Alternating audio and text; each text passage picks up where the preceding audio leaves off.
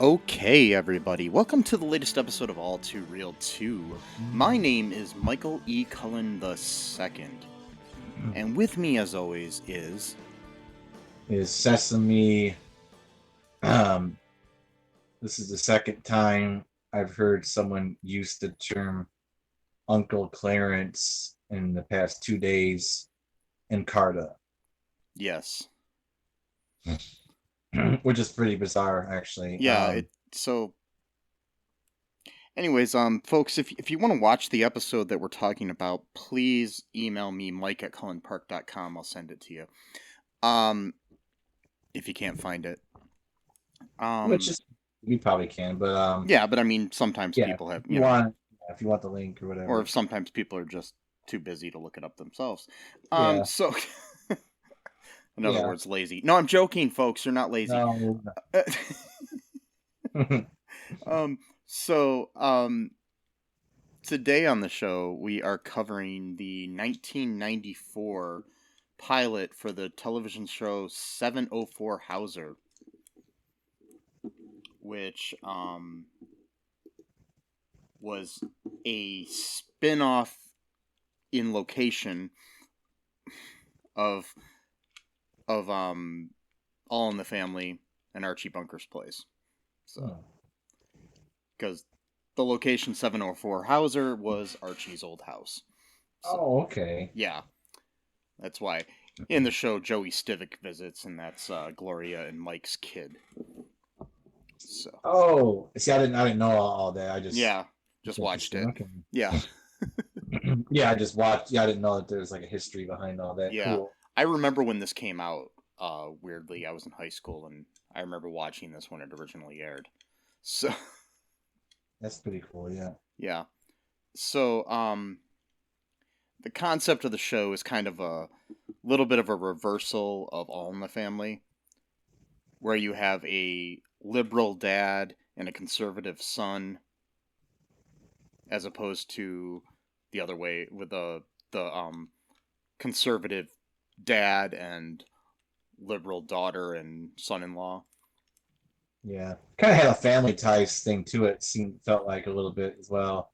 Hmm. Like the conservative son, type Oh thing. yeah, like definitely this was a little bit after Family Ties probably Mhm. went off the air just about the time it did. Oh, Um, okay. and I'm sure that influenced it. Also, um, the characters, the main family, are African American as opposed to white. So you got that going. So the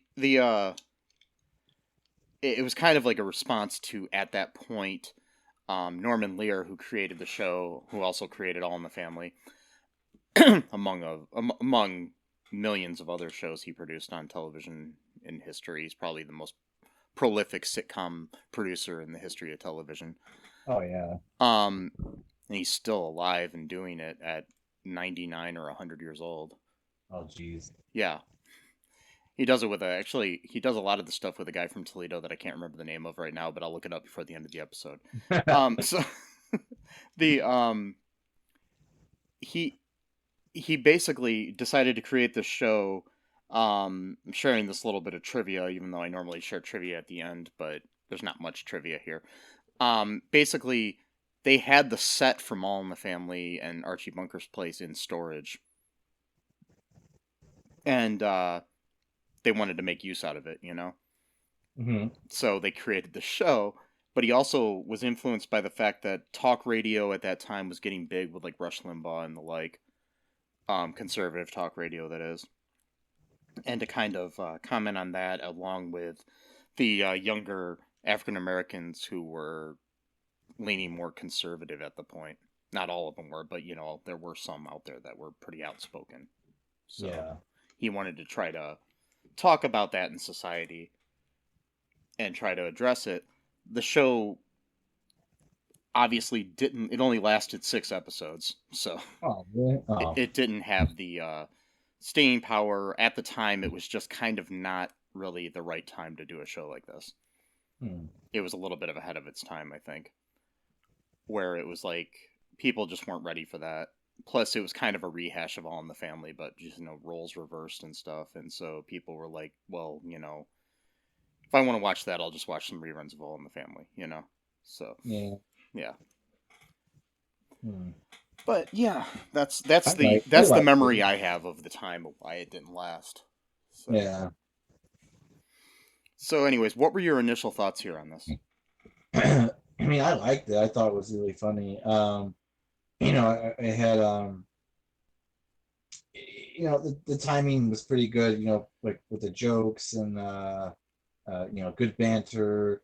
Um, didn't really feel forced like some of the shows we watched. It just kind of Yeah. had a natural. I mean, some of the jokes they fell flat here and there, Mm-hmm. but overall, I think it was like the pace. But then again, you said this is a guy who's been making TV shows forever, so Well, yeah, and he he directed probably, this episode too, so it he was. probably knows what works and what doesn't. As far as like timing and all that kind. Sorry if there's stuff in the background. There's Oh no, like that's fine. and I've already told them I'm recording. Anyway, I can't hear anything, and hopefully the folks don't, so we're good. okay, Yeah. cool.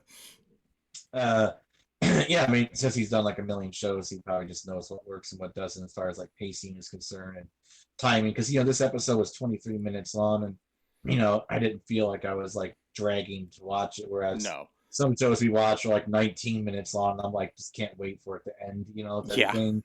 So, I thought it was pretty cool. Plus, it's got the dude from what was the show? Really famous. Good Time. Was it Good Yeah, Times? Good Times. Another Yeah. Norman. So it's got Another that guy. Norman Lear produced show. So Yeah. yeah. So I love that acting. Plus, he was in Coming to America. He was great in that Yeah, and movie. this was like, I mean, not right after it, but within 10 years after that. So it was kind Yeah, of, well, yeah, it it's wasn't John like Amos, who, yeah. There we go, is, John Amos. yeah, Yeah, so he was in it. The woman from News Radio was in it. I yeah, forgot Moira her name. Attorney. Yeah, yeah. Yeah. Um, no, Luckily, though, this show did get canceled because then she got News Radio. So true. Yeah, and then she was in like Liar Liar, I think, which was she that was, was like. and she was on ER for years too after that. Oh, So okay. yeah. So So yeah, yeah. she's a really good actor. I like her a lot too. So I was a little bit kind of somewhat triggered just by like the whole conservative like thing because it's just like Mm-hmm. I know it's not my place to say something, but like at the same time, it's like I do feel like an outside perspective is good. Like sometimes insider perspective is good, sometimes an outsider Yeah. perspective is good. So I know that's not my place to say anything in some sense of the word, but in other sense of the word, I can sort of see from the outside. I think anyone is of a minority who's a conservative is just delusional. That's just my opinion. Like, no matter how smart they are, like they could be Yeah. book smart, they could have straight A's. That's fine, but like it's just far as like seeing reality as it is, I just don't think anyone who like has like common sense could actually be a conservative in this And world and be a minority. and I just don't. It's just like, especially today, even more yeah. so than in 1994. Yeah, maybe 94 was a little bit more of a like a gray area maybe, but I don't even then maybe not, but so like when I was watching I'm just like this guy has no idea, like he's Mm-hmm. totally barking up the wrong tree here. Yeah, and that's the like, the son is played by T.E. Russell. The hmm. son whose name is um Thurgood Marshall, aka Goodie Cumberbatch. Yeah. I was gonna make a joke about Cumberbatch too, like, oh, it's Doctor Strange is in this movie. No. Yes, exactly. I think this is one of the multiverses. Um, yeah. in This is the in this multiverse, Doctor Strange is played by John Amos. And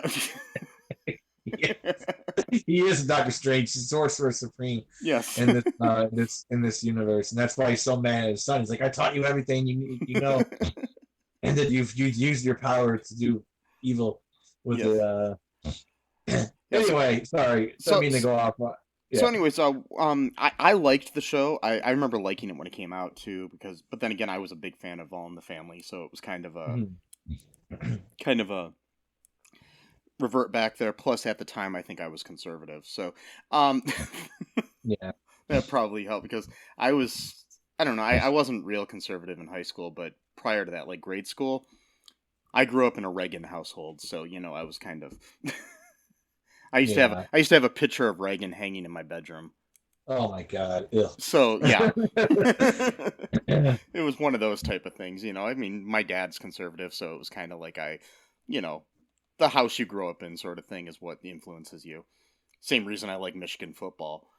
Yeah. The Until you went to a Catholic high school, which is yeah, inherently conservative as well. So, yeah, and but even when I was in high school, though, I started to. That's when I started to get more liberal.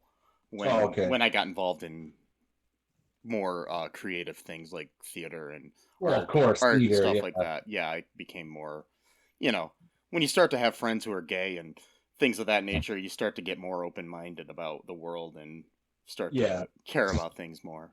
Not saying that you have to have a gay friend to be more open minded, but Right. it helps. Um, It does. It helps. Yeah, yeah, totally. Yeah, when you have but yeah, I minority liked it. I friends. thought it was a good show. I kind of wish it would have been lasted more than the season.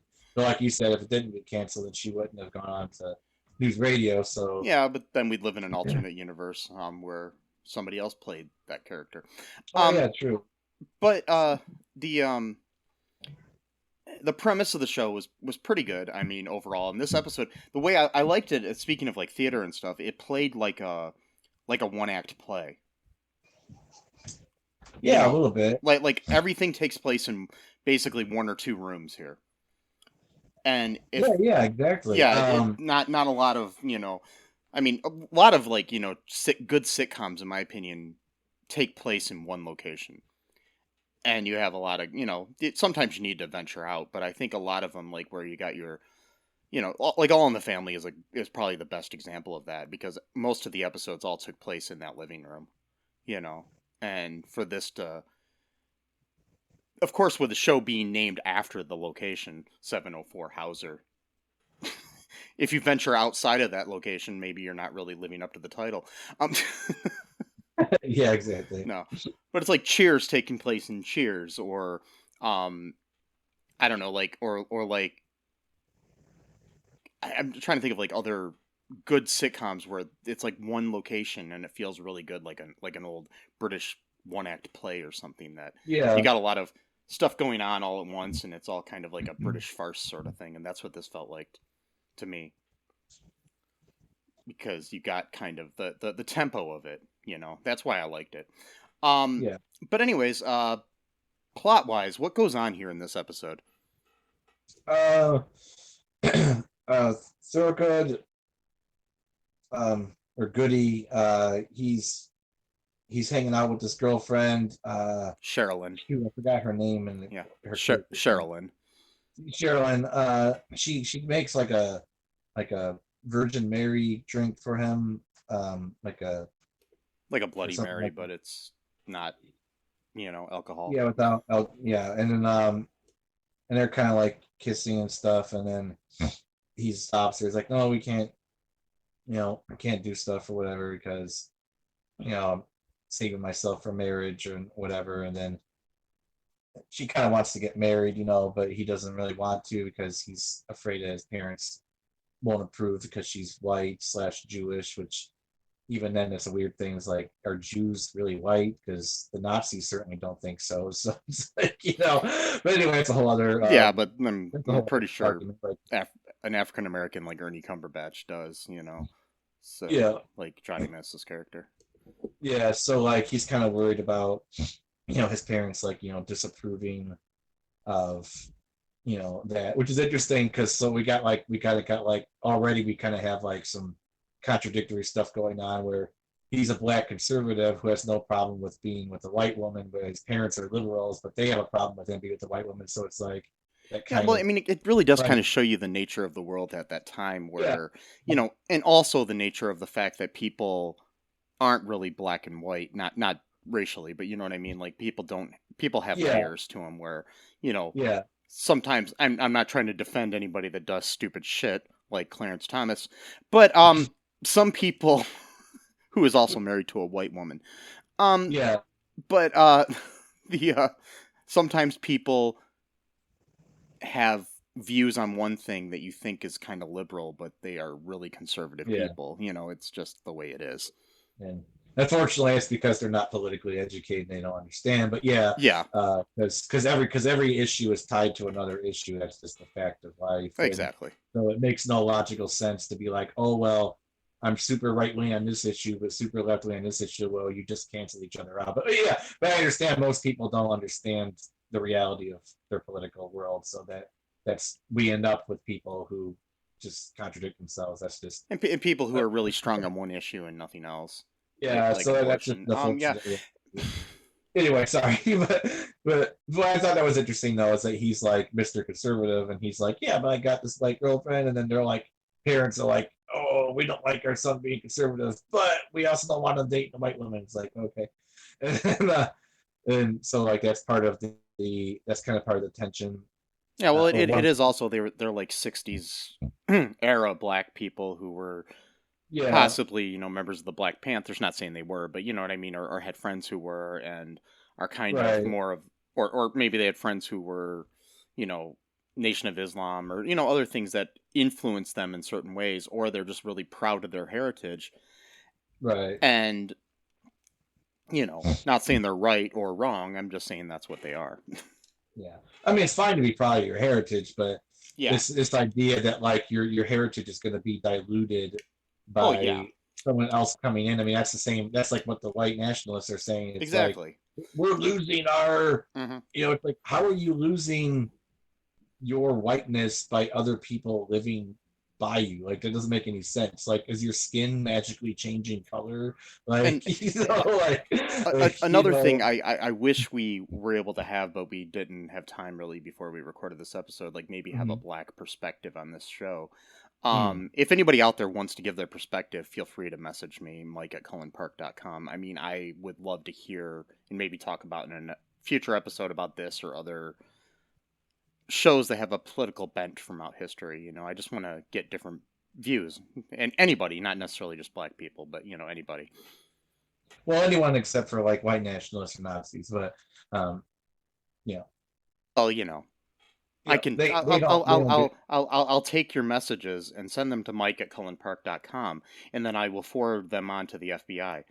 yeah, yeah. So yeah, please send us stuff, and then no, well maybe anyway.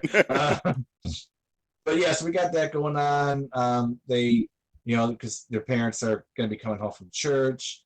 Um, wife comes in, she slams the door, in front of her husband. She's obviously pissed at him about something. Um, closes the coat closet door right before he could put his coat in there. So it's because apparently he was arguing at church, I guess, with the pastor or something because he doesn't like what he's teaching at church or something like Yeah, that. So it's really pissed which I off that agree he, with him too. But anyways, yeah, because he was basically just like, you know, asking, basically your typical like grifter preacher wants you to basically pretty much hand up all of your money to him and leave you poor, and stuff yeah. like that. But she's like all for that, and he's like, well, he's contradicting himself. He's saying that almost all of us are unemployed or about to be unemployed, but yet he wants us to give us all this our money. Like what? Like Yeah. like so he's kind of got that practical, like actual reality based kind of worldview, and I she's mean, got the more it's it's like it's it metaphorical. it's interesting and sad that a lot of the things in this episode still apply today. I know Yeah. it, especially when it comes to religious, especially churches, like charismatic or fundamentalist or any kind of church or temple that kind of bent, I guess is the word that tends to really ask a lot, Yeah. especially financially from its members or even non-members. I mean, sometimes, like even if you're just a visitor, they'll still ask you to chip in. It's like, what's my first time here? What are you talking about? but Exactly. so yeah, we got that going on. What else happens? I'm kind of forgetting a few things here. So basically, they're arguing about that. Sherilyn is kind of enjoying it because she doesn't see this type of thing in her household. Is what I'm gathering. Yeah. She's they bring up a few things here and there about her her going to temple and all this other stuff, and she brings up the fact that her temple teaches people to be, tolerant and things of that nature. So it's Yeah. kind of, interesting. You get these, like, this argument because the whole day is predicated on the fact that Goodie is going to be on Face the Nation. So, which is like a big, show on CBS Sunday mornings. So he's going to be on there. So they're all, wanting to watch him on there. There's a knock at the door at one point while the family's all arguing. At one point, the mother Rose takes Sherilyn Sherilyn goes into the kitchen to help her with food because to let the dudes argue out, what they're talking about and everything, and you get your your little arguments there. It's interesting. I don't know when. I mean, because I don't know. I can't remember the specific times of all these arguments because it just kind of continued throughout the episode. Yeah. But it's interesting how it's later on. I think actually though when we do have a visit from Joey Stivic at the door. We get a knock at the door, and we get Joey come in, and he wants to check out the house because it's where he was born. Last time we saw him, he was like a little kid, I think, in the TV show Gloria, which maybe we'll cover for the podcast in the future because that show lasted like one season too. The failed spin-offs of All in the Family can be a theme that we do sometime, So, but the basic thing, he comes in, he wants to see his old house, like you do. I don't know, because, nice. I mean, my dad lived in the house I grew up in until like a few months ago, so I'm like, so I had the ability to visit whenever I wanted. I still can go visit it now because people that bought it were friends of my family. So I'm not going to visit it though. That place is hell. It's haunted. Wow. By memories. No. And a ghost. But so Joey comes to visit, and he's in the middle of the argument. He's like in the middle of the argument, but so they basically Rose tells him, "Hey, Joey, go ahead. You know where the kitchen is. Go in there and make yourself a sandwich and get some lemonade or whatever." So he does. And then we have a situation where they keep arguing, and then Joey decides to leave, or they tell him to leave because they're getting really heated in their argument. And it's more of a family thing, so let's do that. So what happens then? I mean, what are they arguing about there? Pretty much it's the same thing, like, Mr. Conservative, 23-year-old who thinks he's got life all figured out because he's young and he's arrogant, just like every young person who thinks that they figured out life by the time they're like 18. Anyway, he's like, oh, well, black people are responsible for their own plight and blah, that typical, black conservative line, which is, again, just completely delusional. But again, I'm a white guy saying this, so therefore it can't be true. It's like, no, things are true regardless of who says them. Anyway, I'm not going to get into that too much. I'm just tired of, like, there's like this, I've noticed this trend for actually a few years now among like liberals and the left where it's like, only a black person can criticize a black person, or only a Jewish people. It's like, no, it's like things are true whether, like, I mean, yes, it is good to have like a perspective for someone of that group, but it's like if I go outside and say the sky is blue and it's blue, like it's like someone else like, well, no, it can't be blue because a white guy said it. It's like it's true. No. Like, anyway, sorry, I just it's a pet peeve of mine. I've noticed that it's the trend I've seen lately, and it's like anyway, sorry. I think it's just everything that's been going on since Friday. I'm just getting triggered by a lot of like conservative mentalities. As we record this, it's just a couple days after Roe v. Wade got turned turned over or whatever. So yeah. So overturned, not turned over, overturned. Overturned, yeah. So I'm just saying, I hate conservatism. I hate conservatism. So like it's triggering me right now. But anyway, so like he's basically saying, oh yeah, black people did this to ourselves. We're the blame. Blah blah blah. Even though there's like 8,000 years of persecution, by white people that have led up to this, but somehow we're to blame for all this, which is like literally like the response of like a traumatized person who's just blaming shit on themselves. So like you should probably be going to therapy as opposed to being a conservative politician. But anyway, no matter. And his dad's like, no, like you're completely full of shit. Like Yeah. like I actually grew up under this oppression that you just think about or whatever. Like this is Yeah, it's like real. who's paying for your college? He So said he pulled the who's yeah, paying your tuition card. Like all right, well, yeah, you want to learn all this stuff about how terrible black people are and how we're so irresponsible with our money, whatever. Well, I'm paying you to learn this nonsense to then tell me, so again, that's another kind of, I think, little dig at conservatives right there too. Is like you're being paid to learn about how evil liberals are by a liberal, like like yeah. it's It's interesting anyway. but yeah, they have the argument. Joey comes back, like 10 minutes later after walking the neighborhood. And he they still keep arguing, of course, the whole time. Mhm. It was funny when Joey first showed up. They were arguing. He says, "Yeah, this is the right house." Yeah, I like that. That was a really good line. Yeah, He's like, "Yeah, this is the house." yeah. All right.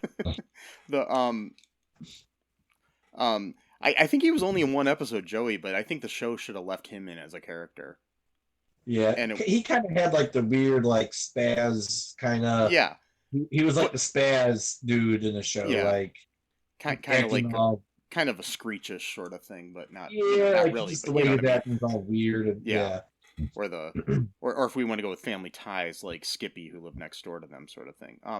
But the yeah, a little bit. yeah, who was played by Mark Price, one of my Facebook friends. Shout out Mark if you're listening. Anyway, so the show it goes from there where we do hear an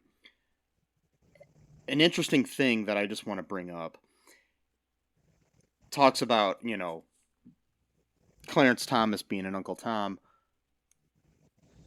and him being and how he can't be and saying, "No, my dad can't be proud of the one black man on the Supreme Court." Right. The one thing I want to point out right now, he's still the only fucking black man on the Supreme Court almost 30 years later. Exactly, which that makes this show so much even more dated. Where it's like, oh, look how much progress we've made, Dad. You're such an idiot for not agreeing with me. It's like, yeah, who really came out on top here in the argument? And like, Just in general, the fact that he and probably some of the other people who are on the Supreme Court were on the Supreme Court when this show aired. well, I think he had been confirmed. I think a couple of years earlier. Yeah, Like but again, see, that's another thing that this trend I've noticed that mm, this is more of like a mainstream Democrat trend. Is like, well, of course, at this point, the Democrats have nothing to do with this, but it's this idea, oh, as long as we get a black person on this, or a trans person, or a lesbian, or whatever, like it's all good. It's like, no, tell me what their policies are. Tell me what they yeah, actually think. That's what I and care about. Yes, it's cool to have yeah, like representation. Awesome. I'm not saying that's bad. That's great. But like, if like a transgender person is running on like a fascist platform, I'm like, I'm not going to vote for the trans person because they're calling for fascism. but Like, like, but you know how you get different ideas in this country. with that. Sorry, going off on a little thing here. There's this thing that they have with the presidency. It's called term limits. Yeah. Yeah.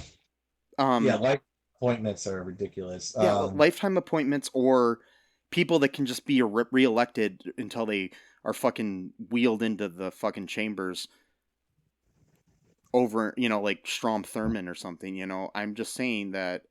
Dianne Feinstein, she's like 90. And yeah, it's like yeah. There should be term limits for Congress and for the Supreme Court. There's no reason. It's like it's just as bad as with the Pope. But anyways, yeah, it's yeah, we're talking politically, but this show actually did talk about politics. This really makes sense here.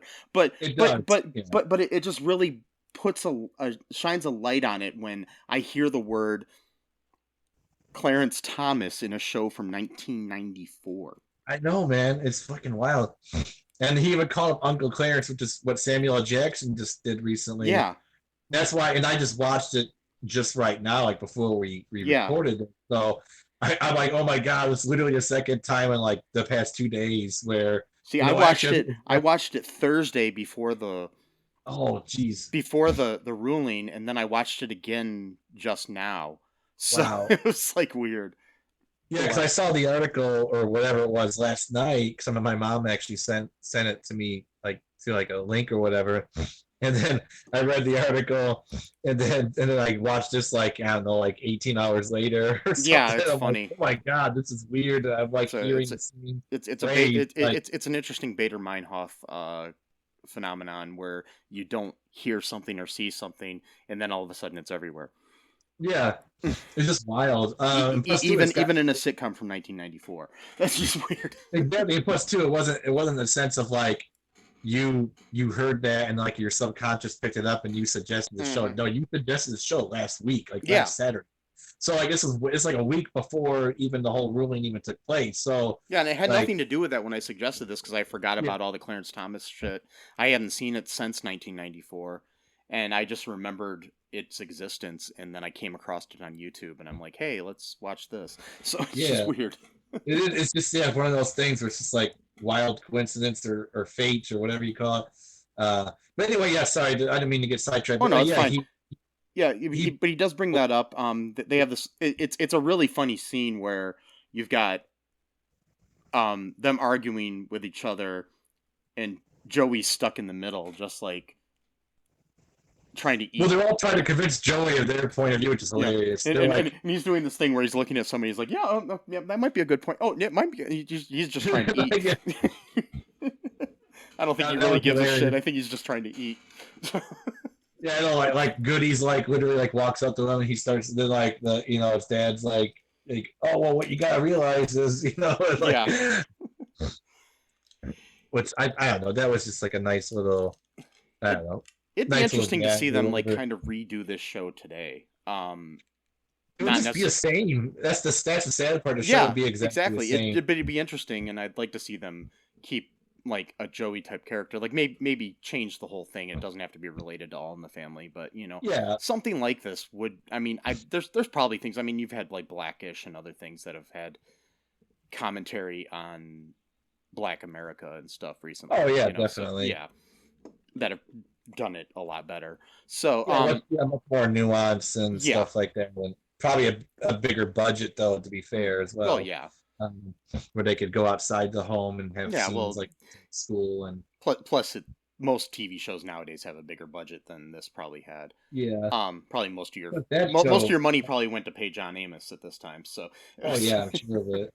yeah, And then I mean, plus that show has like a million spin-offs because they got Mixed Dish, and then yeah, they got the one where the daughter's in college. I'm not sure if that's even still on or not, yeah, but Grownish and stuff. Yeah, Grown- they're none of them. I mean, Grownish is still on. The rest of them are off. I mean, Mixed oh, Dish okay, went off. yeah, But I don't think yeah, yeah, but obviously, like All in the Family had a million spin-offs too. Um, yeah, that but so we have the episode keeps going, and we've got them arguing and everything, but then Goodie's appearance on the Face of the Nation is on, so then they show him, and he does this thing where they ask him what his parents think of his being an African American conservative, and he talks about how great his dad was and all this other stuff, and then his dad's all smiling, but then at the end he talks about how he's so bleeding heart that he needs to take an IV into the voting booth. right, yeah. Yeah, so he's kind of like, you know, it's kind of like, "Aw, he loves me," and then, "Oh shit, he's still a fucking conservative," So Yeah, it's like, so ungrateful brat. Yeah, yeah, and he puts on some headphones and then yeah, and then we've got this thing where everybody is arguing, and then Joey just kind of sneaks out, and then the episode ends. So yeah, that's it. That's yeah, literally. yeah, not a whole lot happened, which is what Not these type really. of shows have, but a lot was said more than what happened. So, Yeah, it was more of like and I a think that might have been one of its downfalls, though. At the time, it was kind of preachy at a point. You know what I mean? Like, yeah. yeah. So that might have been the problem. Like, where people at that point were, you know, watching Friends and shit, and didn't really want to be preached to. You know, so Don't preach to me. Don't give me yeah. knowledge. Uh, you know, You know, you just want to I watch. want to I You want just to want to watch watch it. Friends or Frasier or something, and Yeah, I want to watch a show about a group of people in New York City where there's no black people live in it somehow, yeah. and then yeah, yeah, that makes more sense. There was like 4 black people in the history of the show. Anyway, so the not really, The but entire city of New York. Yeah. Uh, um, anyways, do you want to take a quick break here, and then we'll talk about some reviews here or something after the break? sure. Okay, we'll be right back. No Outlet Live. Hey, I'm Jay Remy, host of No Outlet Live. If you're in a podcast that explore any and everything, check us out. We stream anywhere you listen or watch podcasts, or just type No Outlet Live, one word, in your Google search bar to find the show. Live Saturdays at 7 p.m. Eastern Time on Facebook. No Outlet Live, your road to boredom ends here. Do you like Tessa? Do you think this will be a date that can last? Well, she's not very articulate. And we are back. Okay. Do you want to hear some reviews culled from the depths of the Internet Movie Database? Yeah. Okay. There's really not that many. There's only 5 reviews. So, Okay. all right. This one is from D. Butcher back in December of 2001. So it was written quite a while ago. It says, acting is good, premise is forced. The cast is a very good cast with some decent performances by the always dependable John Amos and a then unknown Moira Turney, who has been good in shows like News Radio. The problem is that the show is somewhat superficial in the creation of its characters. The exploration of a multi-ethnic, multiracial family may seem revolutionary, but each character is a cliche. Archie and Meathead were cliches of the pinko lefty and bigot Nixon supporter, the silent majority, ? But they were cliches with depth. The depth within the cliches expanded their character. In this return to the same house, Norman Lear seemed content to revisit the setting by creating characters that were supposed to spark the same fireworks, but lacked the depth to make you care. The only true positive thing to come out of the show is its failure. Lear seems content that a black man sitting in Archie's chair should be shocking. He was never sitting in his chair. The chair wasn't there. But the great thing about how far this country has come since 1971 is that a black man sitting in Archie's chair is not shocking. Whatever success Lear had in breaking down societal walls are primarily the reason for the show's failure. God bless America. Mm, Okay. okay. You know what's really sad? What? That it hurts me when I hear the words God bless America. I hate it. It shouldn't. I hate anyone. Well, for one thing, I hate it when people use God and America in the same sentence. Yeah. In a positive way. I hate American flags. Like if I see an American flag, I'm like almost 80% certain that person's a bigot at this point. And that's sad, but that's just where I'm at. Like I'm like I don't trust. Like if I needed like help and like I need to go to a house and I saw American flag, I'd be like, I don't know about these people. Like I might have to take a chance, but I don't know. if I'm in a neighborhood where everybody else has got a Confederate flag and one person has an American flag, that's the only time I'm going to that house. Well, yeah, in comparison, but like if there's no flag or flag, I'm going to the house with the flag. This is how I feel because people and their flags, like again, flags are inherently conservative because it's all about nationalism. Yeah. And so it just kind of goes. It's just really bothersome that I believe in God, I believe in America, but the words God bless America make me think of somebody that's a bigot. Yeah, well, it's because most of the people who say that are like that. Yeah. So I mean, it's one of those things where it's like, yeah, it's bad to stereotype people, but then at the same time, it's like, well, I mean, I guess, that's wrong because, if you apply that to like black people or any other group, you'd be making the Yeah, same and I mean, argument. it is It's probably a like, stereotype, but the thing is, it's kind of like how some symbols in history have meant one thing at one point, mhm. and now they mean something different, and that's what's kind of happening with the American flag and God Bless America. Yeah. Like at this point, Yeah. like when someone says God bless America or has America flag, I almost just immediately envision like a Nazi flag. Like I'm not even being hyperbolic. No, Like I know. literally how I feel. Just and not just that, there's a black American flag that like is even worse. And there's a guy in my neighborhood. Well, not really. He's like a few streets down, but he's close.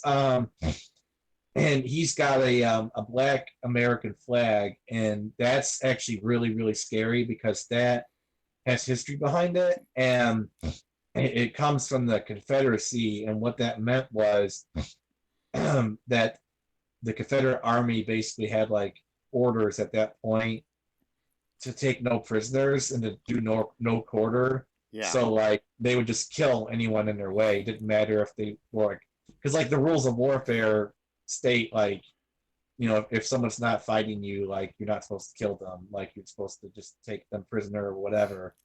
So like even if someone surrendered, that black America flag basically says just shoot them, just kill them. So this guy has his flag hanging from his house, which obviously he's just projecting out to his neighbors, like I'm gonna kill you if I get the call from Trump or whoever crazy right wingers would become that. But so like. And the thing is, it's like sometimes it's ignorance and they don't know what they're doing, but a lot of times it's not, and that's what's sad. No, anyone who's doing a black American flag knows exactly where it comes from, because there's no like it's not a random thing that you would just pick out of like a store. Like it's something that you would know exactly what. So like I saw that flag and I'm like I gotta watch out for that guy because he might be coming after us one of these days. Like once he gets the order from Trump or whoever, like time to go kill liberals, or whatever. Like, because again, I don't trust these people. I'm sorry. Again, I don't mean to offend people, but the last 2 days have been really, really rough for me for obvious reasons. And it's not just about abortion rights. It's gonna lead to everything. It's gonna lead to other things if we're not careful. Yeah. Yeah. And even if it was just for abortion rights, that's the other argument I've been seeing now from people where it's like, well, what do you have to worry about? It's like, it's a little thing called empathy. Like, even if something doesn't affect me, I can still feel bad about affecting other people. It's like, it's like your brother having chicken pox and you don't, are you going to not feel sad for him because you don't have them? It's just like I don't have chicken pox. What do you feel bad about, bro? Yeah. It's like, but then that's another problem. There's such a lack of empathy in this country among at least half the population who just don't care about anyone but themselves. Like they just so selfish and self-centered, and that's just who they are. It's just that's either part. I mean, you could argue nature versus nurture. Who knows how they got to that point? Doesn't really kind of irrelevant. If a dog with rabies comes up to you and is about to bite you, are you going to really care? Oh, how does poor dog get the rabies? And you're going to care about running away. You're not getting bit, but I don't know. That's kind of how I look at it. Which I know I might offend some people. And I apologize that they don't. So do you want to hear some more reviews? They don't come here to listen to my political commentary, which, is probably the reason why our show doesn't get anywhere. It's because we're reviewing TV shows, and I gotta go in and inject. No, I think the reason that we're not is because there's like a million podcasts out there, and unless you're Joe Rogan, you're not going to get all the listens. Yeah, that's a good point. Yeah, you can go back to some reviews. It's fine. Yeah. So here we go. Hold on one second. So here's another review here. This one's a 2 out of 10 star from Jazzify on December 1st of 2015. 704 Hauser was born during the rise of the 90s conservative era. And while left-wing activist producer Norman Lear sought to perhaps sway some ratings by offering a very rare but somewhat honest glimpse of a conservative character on TV, Lear's liberal leanings overrode his ability to give a sincere portrayal of such, and the show went down in flames after a mere handful of episodes. Unlike All in the Family, where the blue-collar union Republican was always wrong and portrayed as an ignorant, bigoted veteran fighting against the social changes taking place around him, while such arbiters of such change were always correct and commonsensical.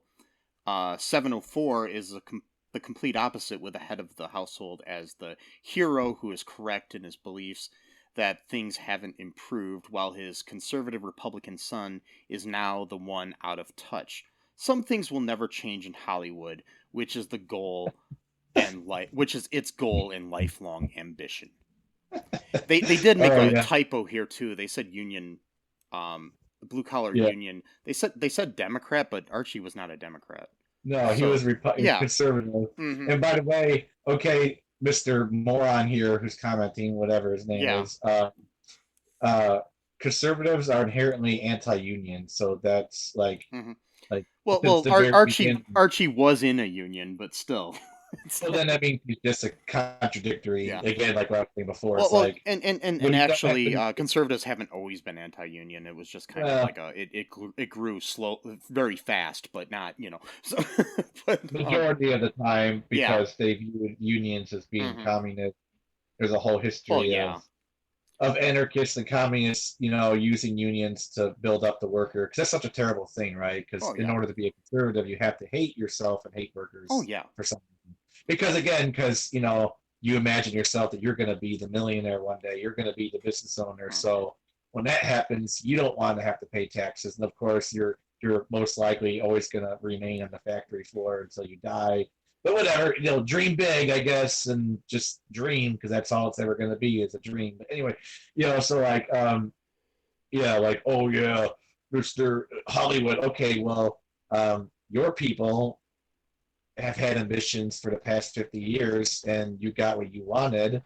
I think that's a much more detrimental effect to society than whatever agenda Hollywood supposedly. By the way, do you know that Hollywood actually has an actual contract with the American military to make certain movies that bump up about how great the American military is? I'm not sure I would call that liberal. But anyway, no matter. Facts don't matter to conservatives. We know that. So, okay. Yeah, not to mention the biggest movie of the year is Top Gun Maverick. Which exactly. But it's Hollywood's all about liberal propaganda. Okay, if you say military propaganda is liberal propaganda, then I guess so. But that goes against everything you're saying. But okay, like literally every single movie that comes out that's about like the army or military, almost like 99.99999% of them are about like how great the military is, how great warfare is, how Americans are always the good guys. You might get one or two movies. Well, it has to do with the fact that they probably have to portray it that way because they want to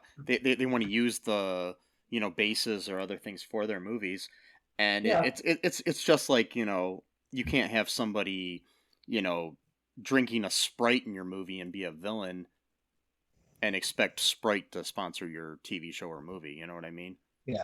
It's unless they give you express permission to do that. But I'm just saying like if Hollywood is such, this bastion of liberal elites who are pushing, social justice warriors or whatever, okay, but then how do you explain all this shit then? Like, of course they'll have no explanation for that. No, because there is none. Because there is none. Because again, just like any industry, it's like it's about making money. It doesn't really care about political. Like most businesses at a certain point, like they'll just do business with anyone. They don't care who it is. Like they're in the business of making money, not losing money because they got a political cause. It's called capitalism. But it's the business of the show business. So yeah, exactly. It's the business of the. I mean, like you even had like people back in the day, like when the Soviet Union first came into existence. there was conservative businessmen who did not like the government telling them like you can't do business with the communists. They're like, fuck, we can't. Like, if they want to trade with us, we're gonna trade with them. Like, like Exactly. So yeah, but anyway, sorry again. So Last 2 days I've been really triggered by all this. So one more review here before we wrap things up. This one is from Bunny with a Brain. In August 15th of 2005. It was all about John Amos. The ridiculous thing about this show was that John Amos, newly popularized by his daddy role in Coming to America, played the father. The show was based on the sketchy premise that a black, politically conscious family moves into the bunker's old house. That's quite believable. But then, what are the odds that a man who looks and acts exactly like James Evans from Good Times, a spin-off of Maude, which was a spin-off of All in the Family itself, would exist in the same world that we were supposed to believe to be the same one from the 70s? I think the producers of this one thought we were dumb. Like, we wouldn't expect JJ to come walking in the front door at any moment. Okay. No, they just realized that, you call the character something different and he can still be played by the same actor. It's something that's been done since the beginning of history. I mean, literally, Jeremy Sisto played a lawyer in the season finale of an episode of Law and Order, and then the next season he played a cop the next episode. Yeah. So, and Jerry Orbach played a lawyer before he became a cop on Law and Order. Law and Order did this for years, and Law and Order was on at this fucking time. So I'm just saying. I've seen movies like this too, like the Turbulence movie series. Oh yeah, like where they have the same actor play different roles. They had the guy in part 2. He was like he was on the plane, and then he had I don't know exactly his role, but then in the third movie, he was playing like a computer hacker or something like that, and at first I thought he was like the same character because like in the second movie he also had something to do with computers, so I just thought like he like turned into a hacker. But then even something the opposite of what happened here, where John Amos is playing two characters in the same universe, really. This was decades after the fact that Darren from Bewitched was replaced. Or this was on around the same time as Roseanne replacing Becky. With a different actress. That's right, they replaced her with Sarah Chalk. But what I'm saying is there's this thing called suspension of disbelief. You got to realize that, people. I know. I mean, you're watching a TV show, dude. Like, oh, how are we not supposed to expect this? I'm like, okay, dude, like, calm down. I mean, do you realize that John Amos actually is an actor? Like, yeah, he's not actually like the character on TV. Like, you're not watching a real family. I mean, you obviously realize he is because you bring up the fact that he was in Coming to America in your. Yeah. So wait. So is his character also from Coming to America? Was that James Evans too, or what? I'm just like, Well, anyways, Right off the heels. I'm like, that was 10 years before. I know. Say right off the heels. Yeah. Mm-hmm. Yeah. I have to say one thing though, really quick. It's not really related to this, but like, is it just me or did it's not just a sense of getting older, but like, did it seem like back in the day that like 10 years felt like more like 10 years that like, I mean, like not so much because I know like when you get older time goes, I'm not talking in that sense. I mean like cultural changes. Like it seems like now things drag on for much longer. Well, it's like I mean, obviously you have better technology than you did 10 years ago, but not much has culturally changed from 2012 to 2020 as much as from like 1982 to 1992. See, that's what I'm talking about. Yeah. It just, I was wondering if I'm just if that's just like something I've felt or if anyone else has felt the same way, because it just does seem like we're going into like the anti-Renaissance. I mean, Almost. I literally have probably the same style of clothing that I had in 2012. I haven't changed Yeah. my clothing style, and no one said shit to me. So it's not Like, like I don't think anyone else has either. no, Plus, no, too, that's I what I'm saying. have It's nobody's like hey man, you're wearing those old clothes that look stupid.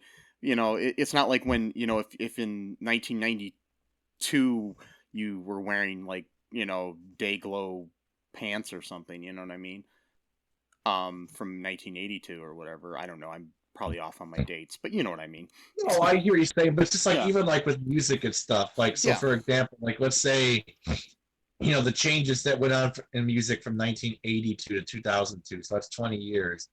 Like, I mean, music changed so drastically during that 20 years. But like, honestly, as I'm thinking about it, I don't think music has really changed all that much since 2002 to now. I mean, technology's gotten better, obviously. Yeah, But like, as far as a style, not really a whole lot. Like, I honestly think that a lot of it has to do with the nostalgia factor that we have in society in general, where everybody's living in nostalgia, where you're like, oh, I really, it's like Star Wars is back again, and Yeah. and Indiana Jones is coming back, and stuff like that. So it makes it so time kind of collapses on itself, where something that was cool in 1983 is again cool now. And but you also have the internet, where there are kids out there watching stuff that was made decades before they were born, whereas when we were kids we could watch stuff like that on Nick at Night, but not that often. It wasn't like and it wasn't and kids nowadays are like obsessed with like Friends or something like that, whereas when I was a kid I wasn't wearing a Donna Reed t-shirt. Right. Or yeah, Dennis totally. the Menace t-shirt or something, so yeah, it's and plus too, the whole nostalgia thing, I mean, that in of itself is just like almost like a national depression, where it's like people just long for an imagined better time because everything sucks so bad now, like, well I mean the original nostalgia, like the meaning of it is it was something like I'm gonna look it up really quick. Yeah, it means like I know what you're talking. Yeah, it's return. In Greek, it's like pain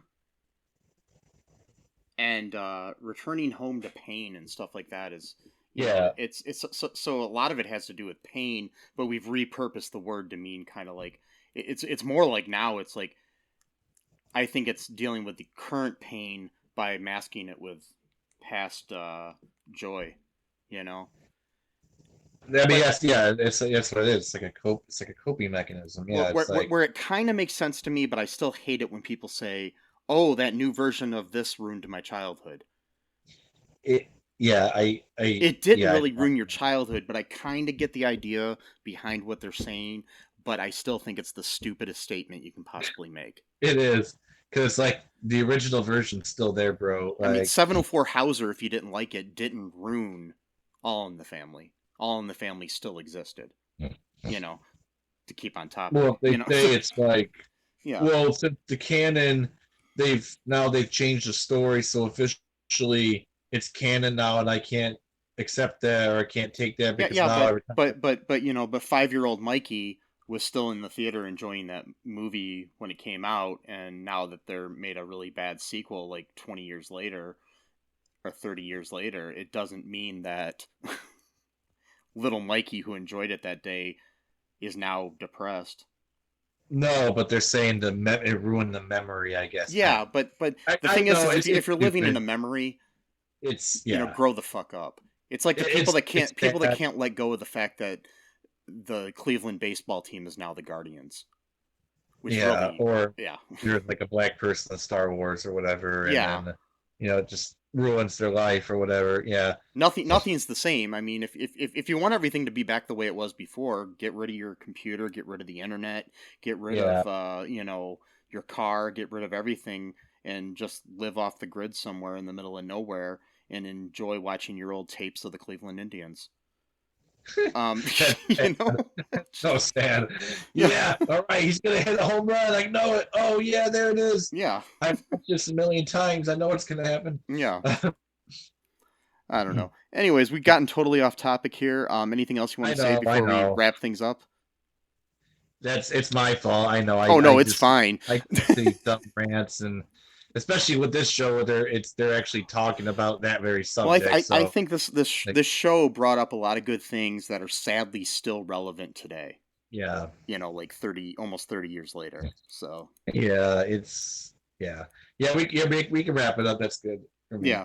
So, folks, you know, be good to others out there right now. You know, just, you know, if somebody needs to talk to you, let them talk to you. You know, if somebody, you know, is being bitchy and you don't like it, just give them a moment, you know, whatever is going on in the world. Just be nice to each other. That's all. Yeah. Respect that we are all human. Sometimes we have different points of view. Not saying that that's right or wrong, but there's no reason to, you know, kill each other over it. But there's also no reason to take people's rights away. So. Yep. Anyways, I'm getting off topic of my closure here. So check out all2real2.com. Check out the charities that we have in the show notes. I share them every week. I keep adding to them once in a while. We've got some, you know, good charities there that can help out people in this world, you know, that are good, legit charities. I researched them. None of them are going to, you know, use the money to go buy a plane or a car or something with, you know. It's give them money, not a fucking church. Anyway, so and definitely don't give them to the Supreme Court justices. And until next time, Clarence Thomas is an Uncle Tom, and bye-bye. Wow. Thanks for listening to All Too Real 2 podcast, a Cullen Park production. Produced and edited by Michael E. Cullen II. Music by Matthew Hawes. Subscribe and share the show. Visit us at cullenpark.com.